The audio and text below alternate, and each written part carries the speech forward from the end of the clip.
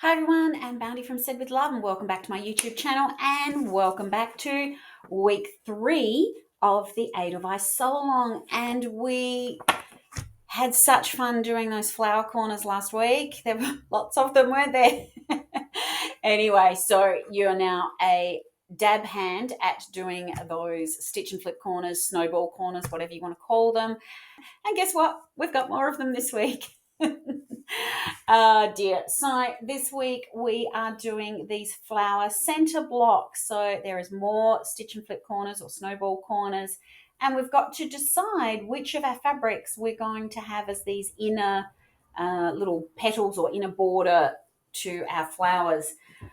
Again, I'm a little bit fussy. I really don't like having, a plaid here and a plaid there, or a spot here, spot there. I like to have different sort of prints as well as different colors. But I think, as you can see here, I have selected the mid-blue plaid for my center of my flowers, and I did have that white plaid as my inner. So I just have to cope with it.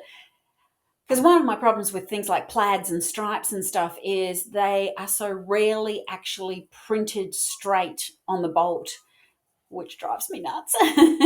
Now, if you're buying yardage and you can get quite a lot of it, you can actually cut straight on the print rather than to the selvage, etc.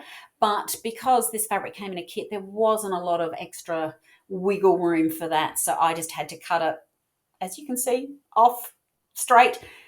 So that does bug me a little bit, but it's fabric. It's not like that's the end of the world. So once you've decided what those inner fabrics are going to be, you can get on and do more of the little stitch and flip corners like we were talking about last week for those center petals.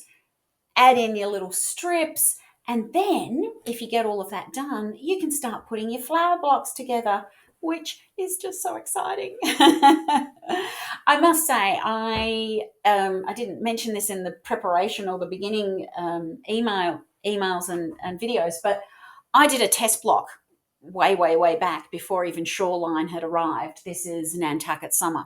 I wanted to have a bit of a feel for what the colours looked like and how the pattern worked and things like that. So I had actually done a test block. So if you haven't done a test block yet or haven't had a bit of a play making up one, perhaps do yourself a favour.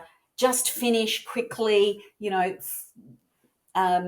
centre sections, the centre flower sections for one of your flower blocks, and finish one block, because having one block helps you get through the tedium of all that chain piecing and doing all those stitch and flip corners and things like that. So that might be a fun thing to do sort of straight away this week, so that you've got a bit of a motivation hanging up in your sewing space. Now, as we talked last week about directional prints, and as I said, I really had to think about where my fabrics were being rotated and therefore where the stitch and flips and things were going to be. But that means that my flower all has my little flowers all up the correct way, which made my heart sing.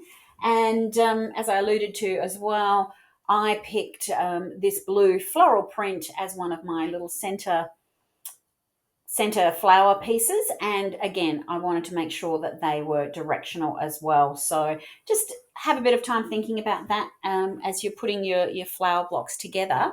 Now, I have some bigger design boards, and I like setting everything out on the design board so that I've got my flower corners, centers, all the pieces here, so I can literally take it to the sewing machine.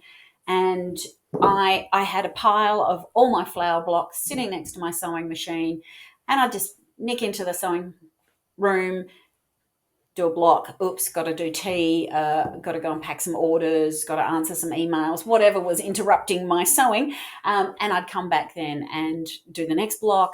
And it's surprising how you can get through things once you've got them set up next to your sewing machine. So design boards can be very handy for that. Now, one thing that started to stress me a little bit when I first started putting a block together is this particular seam right up here on the corner, where your corner and center blocks come together. I was stressing and thinking, my gosh, it doesn't match. I'm sure it should, but no, it doesn't. So you don't have to match that seam at all. You can literally just sew this block to this block to this block, and you're on your way. So hallelujah.